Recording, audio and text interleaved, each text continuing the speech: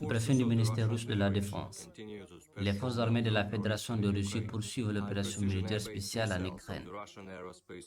Des missiles aériens de haute précision des forces aérospatiales russes ont frappé 11 zones de concentration de main-d'œuvre et de matériel militaire, 4 points forts de compagnie, 8 dépôts de munitions des troupes ukrainiennes près de Konstantinov, Anstanova, Elizav, Dolina et Lysensk, ainsi que 2 stations radar de détection des cibles aériennes près de Kramatorsk et Kristitz. Selon les informations actualisées, 6 hélicoptères Mi-8 et Mi-24 ont été détruits pendant la nuit près de Kars, dans la région d'Odessa, près de l'aérodrome militaire de Chevrodonetsk, par des missiles de haute précision ONI, du système de missiles côtiers Patsion.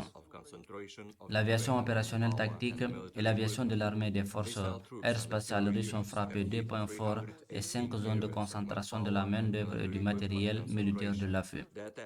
Les troupes de missiles et les unités d'artillerie ont frappé 31 zones de concentration de main-d'œuvre et d'équipement militaire. Les attaques ont permis d'éliminer plus de 400 nationalistes et jusqu'à 48 véhicules blindés et motorisés. Dans la journée, les moyens de défense aérienne russes ont abattu un avion MiG-29 de l'armée de l'air ukrainienne au-dessus de la ville de Chevorodonetsk. En outre, 3 drones ukrainiens ont été détruits au-dessus de Novozar. Une roquette ukrainienne Toshka-U a été interceptée près d'Ivanav. Au total, 162 avions et 124 hélicoptères ukrainiens, 790 drones, 281 systèmes de missiles antiaériens, 2967 chars et autres véhicules de combat blindés, 347 systèmes de roquettes à lancement multiples, 1432 pièces d'artillerie de campagne et mortiers, ainsi que 2778 unités de véhicules militaires spéciaux ont été détruits au cours de la journée. Le 7 mai, sur ordre direct de Zelensky, l'état-major ukrainien, avec l'implication directe des conseillers des États-Unis et de la Grande-Bretagne, a planifié une provocation majeure pour s'emparer de l'île de Zemeny.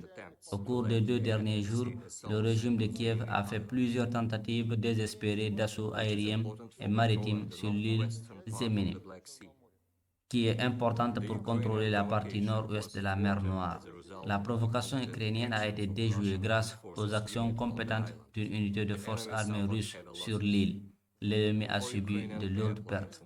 4 avions ukrainiens, dont 3 Su-24 et un Su-27, 3 hélicoptères Mi-8 avec des parachutistes à bord et un hélicoptère Mi-24 ont été abattus en vol en repoussant les attaques près de l'île de Zemeny. En 2 jours, 29 drones ukrainiens ont été abattus en vol, dont 8 drones de frappe Bayraktar TB2. Parallèlement, 4 drones Bayraktar ont été abattus cet après-midi. Alors, 3 bateaux d'assaut amphibies ukrainiens blindés transportant du personnel naval ukrainien ont été détruits lors d'une tentative de débarquement dans la nuit du 8 mai.